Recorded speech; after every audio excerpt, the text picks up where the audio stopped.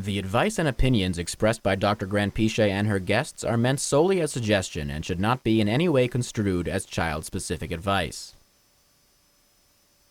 Dr. Doreen Granpeesheh is the Dr. Doreen is an expert in autism. Doreen Granpeesheh. Dr. Granpeesheh. Dr. Doreen Granpeesheh. Dr. Doreen Granpeesheh is a visionary in the field of autism. Now you can ask her questions on Ask Dr. Doreen. What kind of discipline methods, and we'll take questions about anything, you guys, but this is the starter. What kind of discipline methods can I use with a 24-year-old with autism and anxiety disorder that tends to say sorry a lot even though he didn't get in trouble and has an issue with bringing the phone in the bathroom a lot and uses it even though it's time for bed? Also, issues worrying about being in trouble and being arrested by the police and afraid of mental hospitals. Anyway, I need help with him with these issues. Yes, perfect. Great question. I'm so glad somebody asked this question. This is the kind of thing where I feel like I can give you good feedback. Yeah. But can I just, before I get into this topic, I want to talk, just answering questions, I just want to talk about the word discipline. Yes. I don't like the word discipline. I know. I'd like to avoid the word discipline Yeah. because it's not really, it in so many ways, it just doesn't work, it's not the right perspective. Yeah. I think we need to just think about consequences as opposed to discipline, right? And in life, there are positive consequences and negative consequences to whatever we do. And some of those are immediate and some of them are long-term, right? And a lot of times when in typical development, when we're young, we generally strive to receive positive consequences from our actions. We learn naturally. This is conditioning. We learn naturally.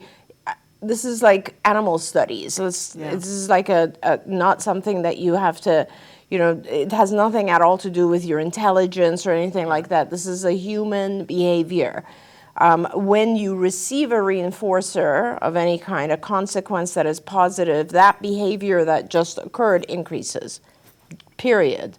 When you don't receive a reinforcer, that behavior that just occurred decreases. That's just human behavior. So when you're a child and typically developing, what you tend to do is you automatically start doing those behaviors that are going to gain you immediate reward, okay? And you start to learn to avoid things that are going to produce immediate lack of reward or punishment, a negative consequence, okay? So over time you learn that. As you mature, as you become older, past adolescence, even in adulthood, sometimes in adolescence, sometimes in childhood, depends on how the family is. But basically, at some point in life, you learn to work on reinforcers that come later. They're not immediate, they're later. And that's when people who become very, successful in their goals, because whether it's something as simple as weight loss or going to Harvard. It doesn't matter. Those are people who work very hard right now, but don't expect a positive consequence right now. They can wait for it in the future.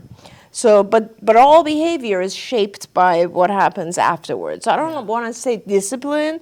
To me, discipline should be translated to or should be referred to more as negative consequences. Okay, so a behavior is followed by either lack of reward or a negative consequence of some type. So now going back to this young person. 24 years old. 24 years old. With anxiety and autism. Right, and all the stuff that I think Mom listed here. And this is a great example because this is a scenario where I would absolutely put the autism on hold for a moment and just deal with the anxiety first, because everything that you listed here is anxiety. Yeah. If you go through it again, he's worried about, what were they, Shannon? Well, he's bringing the phone into the bathroom and uses it when it's time for bed, but he's worrying about being in trouble. Being in trouble. So he's worried about that. Being arrested by the police. And afraid an of mental unrealistic hospitals. fear. And what was the last one? Afraid of mental hospitals. Yeah, so he has a lot of fear.